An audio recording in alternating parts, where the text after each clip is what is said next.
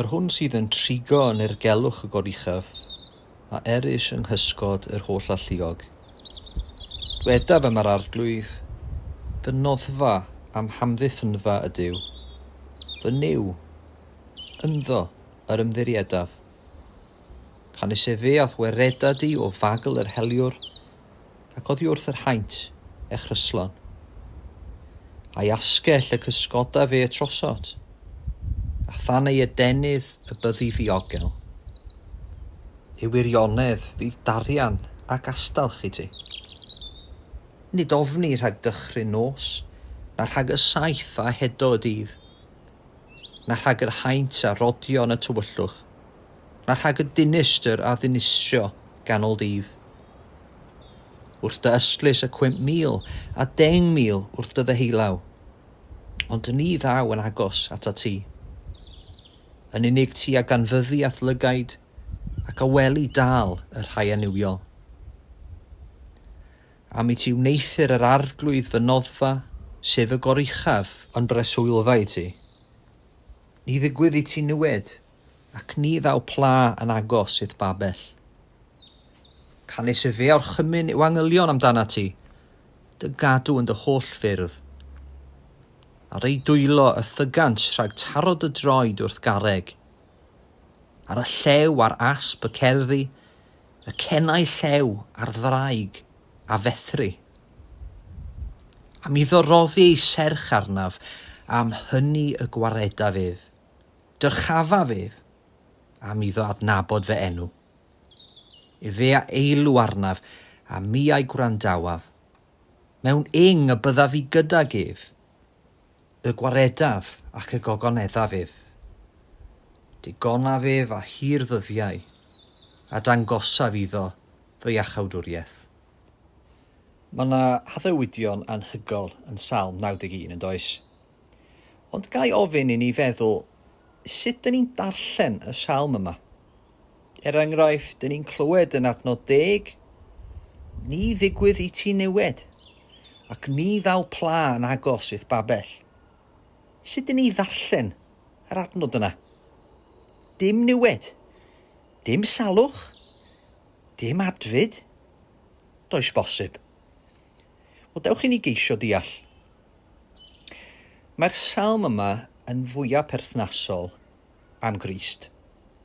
Sylwch taw dyma'r salm wnaeth y diafol ddyfynnu yn erbyn Crist yn ei demtasiwn. Sylwch hefyd y cyfeiriad at Grist yn yr hwn oedd i fathru'r ddraig yn adnod 13. Ac yn sicr am Grist mae'r salm yn sôn pan adewn ni ar draws adnod 14. Am iddo roddi ei serch arnaf, am hynny y gwareda fydd. Dyrchafa fydd am iddo adnabod fy enw. Pwy allai osod ei serch ar Dduw o gymharu â Iesu? Ond os felly, oes gyda ni broblem. Achos os addewid Duw i Iesu oedd na fyddai niwed yn dod iddo, beth ar y ddeiar oedd y croes hoeliad? Ac beth am y pla gweithaf oll, sef pla ein pechod ni a ddaeth arno bryd hynny? Fel dyn ni'n clywed yn llythyr Paul at y Galatied, y cafodd Crist ei wneud yn felltith drosom. Felly a gafodd Grist niwed, neu na? A ddaeth y pla ato, neu na? Mae yna adnod o lyfr y Diarebion sy'n rhoi rhywfaint o oleuni i ni. Dyn ni'n clywed fel hyn. Fel yr aderyn wrth grwydro, a'r wenol wrth y hedeg, felly y felltith ddiachos ni ddaw. Daw'r wenol yn ôl ein gwlad ni yn y man, adeg hyn o'r flwyddyn, ond dim ond dros dro mae hi yma, pan bydd y tymor yn newid i ffwrdd â hi eto.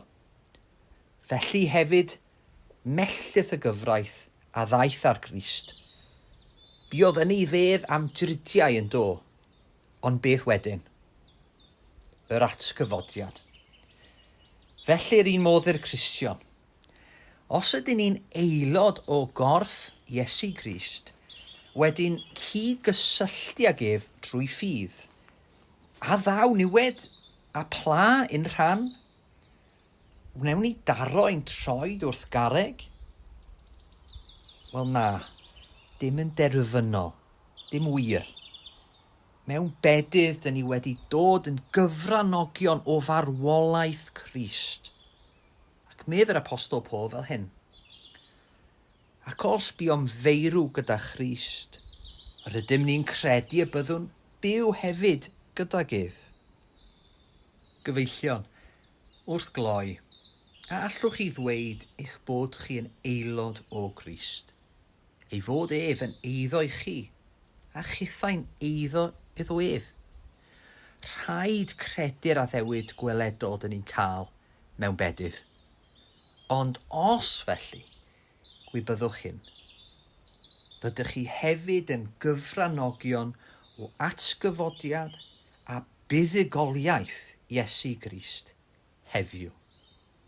Dim rhywbeth jyst i fwynhau yn y dyfodol yw e.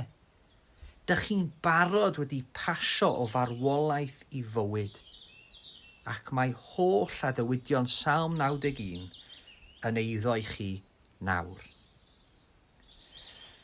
Beth am gymryd moment i ddarllen y Psalm eto, a diolch i'r arglwydd am fawredd ei drigaredd ato chi yn bersonol. Gwrandewch ar fawredd ei garedigrwydd enghraifft yn yr adnod gyntaf. Mae i chi heddiw trwy Iesu Grist.